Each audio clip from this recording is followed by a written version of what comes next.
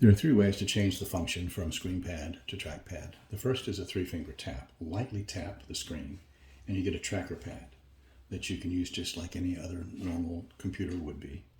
And when you release it 2 seconds later, it goes back to Screenpad mode. If you don't like that function, there's a way to change that. On the Screenpad in the lower right-hand corner is the control button. Click on that, click on the setting gear, and go to three-finger tap gesture and change that from automatically to manually exit. Okay, and then you can go back and exit out of that. Now, when you give it the three-finger tap, you have a trackpad that you can use, and it doesn't go back to Screenpad until you hit the X button. Okay, now be careful when you're doing the three-finger tap. If you hit it too hard, you're going to bring up an application.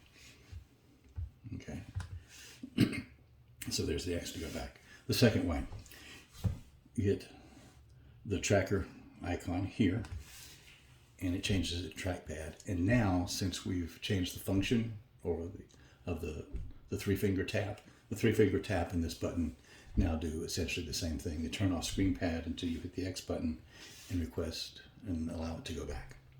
The third way is the F6 key.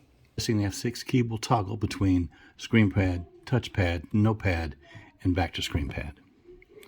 And once that happens, when you turn the machine off and then turn it back on, it will return to the same mode that you left it in. If you turned it to Screenpad off to trackpad, when you turn the computer back on, it will come back on as a trackpad rather than as a Screenpad. Thank you for watching tonight. If you have any comments or any questions, please leave them down in the comments section. Over on this side is a link to my original video for the unboxing and the first look at the 532 EQ. And on this side is a subscription link to the channel. Thank you again for watching, and hopefully we'll see you next time.